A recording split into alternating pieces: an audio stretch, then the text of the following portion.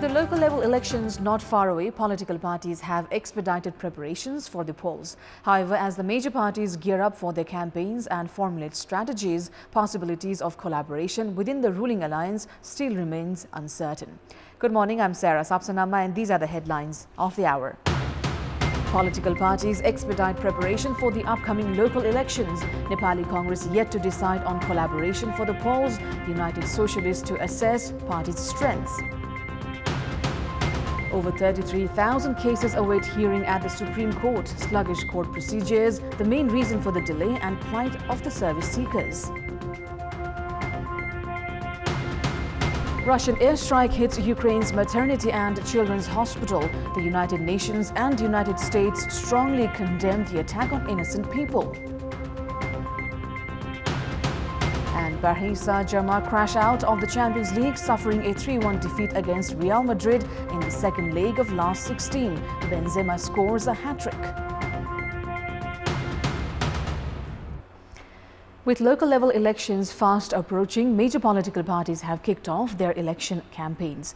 Nepali Congress of the ruling alliance has chosen representatives in all 77 provinces targeting the upcoming elections and has directed the representatives to head for their respective districts by 11th of March for a month-long election campaign that is to kick off from 13th of the month. The party is busy in legworks to select candidates and visit voters right after the campaign. Main opposition, CPN-UML, has called all its active cadres in provinces, while the party's chair, KP Sharma Oli, has been busying himself in election preparations. While the other parties are engaged in discussions and election strategies, CPN-UML has already reached the local levels with election programs. CPN Maui Centre too has already assigned its leaders responsibilities under their election campaign following the meeting of the Central Committee. Coalition partner CPN Unified Socialist has also mobilized all its resources for the election. The party has emphasized on continuing with the ruling alliance for the elections. The other coalition partner, Janata Samajwadi and opposition Loktantrik Samajwadi, are yet to declare their election agendas. However, both the parties have begun election programs at the local levels.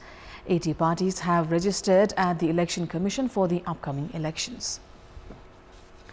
Now, justice delayed is considered as justice denied. Nepal's judicial provisions require concerned courts to hand out a verdict within 2 years' time of the first hearing. However, there are countless number of cases in the court's cause list that are still awaiting hearing, with the public compelled to unnecessarily invest a significant amount of their time and resources. It's been 3 years since Balram Maharjan of Harisiddhi Lalitpur began making rounds of the Supreme Court, waiting for the hearing of his case to take place. Maharjan has been returning home with postponed dates every time he goes to the court. He is one among many other cases pending at the Apex Court that has registered 5,859 cases so far in the ongoing Nepalese fiscal year. 2,550 cases registered this year are still awaiting a verdict that adds up to a total of 33,256 cases still pending at the court. Failure to hold hearings on time, obstructions due to internal disputes, and justices leaving the bench ahead of time despite the provision of extending hearing hours if needed have left the cases stranded. Service seekers have expressed their grievances, saying justices arrive late and leave early and that they have been denied timely justice. There is a call on all concerned authorities to exhibit accountability and improve the judicial sector. Time now for our segment Public Pulse, where you text us with your opinion.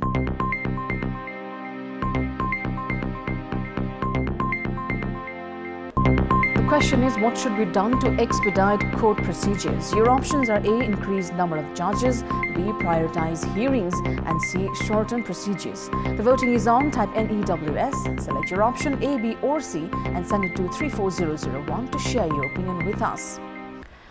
The standard of education of community schools has been depreciating because of managerial weaknesses and lack of professionalism among the teachers. Despite the implementation of several projects for the past 3 decades for improvement of school education, results have been disappointing in terms of academic capacity of the students and return on investment. A total of 20 teachers are employed at the Janak Siddikali Secondary School in Madhyapur Thimi of Kantipur, which has only 50 regular students. The school, which was established 60 years ago, carries a proud history and once had students exceeding capacity.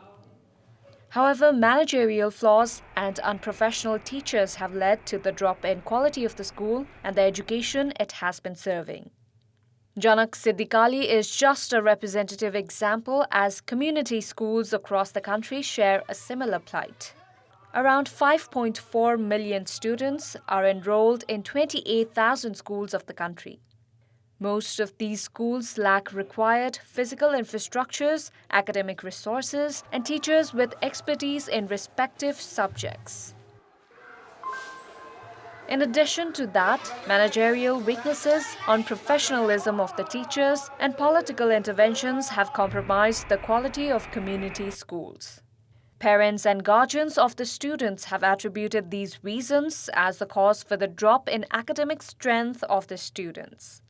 The government has been conducting projects for the capacity building of the community schools for the past 37 years. However, such projects have failed in producing the expected results of improvement. Despite the expectation of improvement in community schools after the implementation of federalism, the condition has further deteriorated. In absence of regular monitoring, dilemma exists in terms of the entity responsible for managing the community schools. The quality of community schools and their education system can only improve by ensuring proper management, professional teachers with subject-related expertise, and no political intervention. Now, in this context, in our Public Voice segment, we've asked in all 7 provinces what should be done to uplift the standards of community schools. Let's take a look at what they had to say.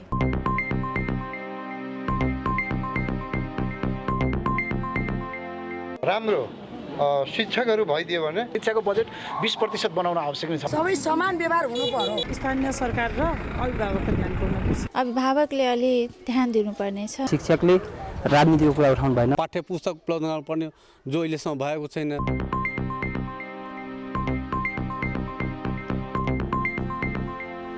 And that's all for the moment. Thank you for watching. Bye for now.